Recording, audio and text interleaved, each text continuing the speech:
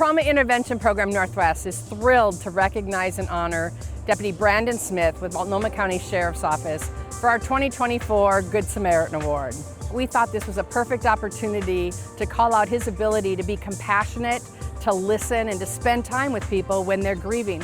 At a time when it's really important to get back to work, he also found time to just be there. Let's listen to his story. Hi, I'm Brandon Smith. I'm a deputy with the Multnomah County Sheriff's Office, and today we're at the Troutdale Sheriff's Office. The Multnomah County Sheriff's Office serves a handful of contract cities and then unincorporated Multnomah County, so that's going to be Troutdale, Fairview, Wood Village, and the city of Maywood Park. With the exception of coming back to lodge evidence or maybe grab a drink out of the fridge, my day is spent inside my patrol car. Some grizzled cop first told me when I started, he was like, when you're writing a report, never write that I was on routine patrol, because there's no such thing as routine patrol. Every day that you go out into your car is going to be different. Every call you go to is going to be different, and there's nothing routine about the job that we do. My first experience with TIP was I was dispatched to a death that happened. It was in Fairview, I believe. I'm in the chaos of this scene. There's a deceased person in this apartment. There's a ton of family everywhere. I don't know what's going on, and two folks walked through the front door who I could tell weren't family. They did more for me in that moment than I think for the family, and I don't know how I could have handled my first death call without TIP or any of the multitude of subsequent death calls that I've been on without them. After that first experience with them, I was like, that is the kind of person that I want to be like when I will inevitably be sent to these death calls. I think it was about midnight. I was dispatched to a death that occurred in Fairview. Spoke to the fire paramedics who kind of briefed me on what they saw. Took a couple notes and kind of told them they were free to go and I'd take over from there. I was called out on a natural death, and that's where I met Deputy Smith. Once the medical examiner had released the body, he stayed on with us while our client decided on the funeral home.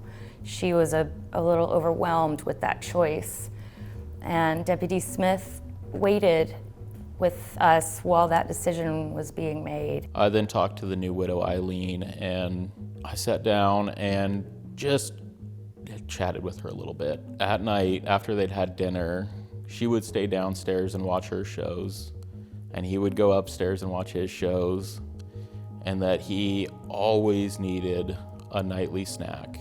And she would always make him a peanut butter sandwich and a little bag of chips. She said that tonight when she went upstairs to bring him his peanut butter sandwich and chips, that she found him experiencing some sort of medical issue and he fell out of his chair, and that's when she called 911 and just went downstairs. And all I could think about at that time was, one day there's gonna be an officer, deputy, inside my parents' house, sitting down with my mom, going through this same situation.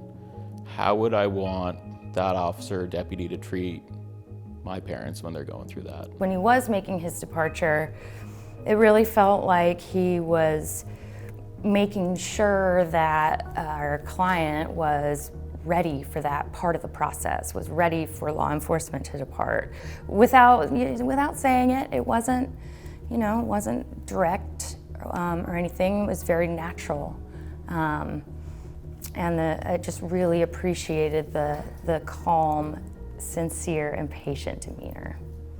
Anything else that is going on, I've got coworkers. They can handle the calls that are holding. This is the most important thing to me right now. That's what I did. I got notification that Brandon received the Good Samaritan Award. I was able to present him with the recognition from the sheriff in briefing, and I had an opportunity to review the report of the incident.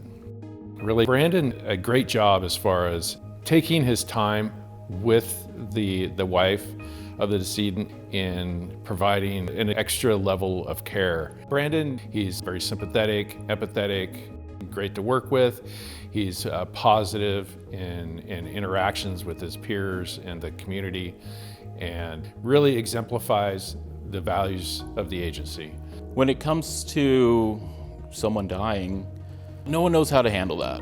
You're gonna call 911 and First, the fire department gets there, and then AMR normally shows up next. And then what a lot of people don't know is that the police are then paged out. What was a medical call becomes a police call.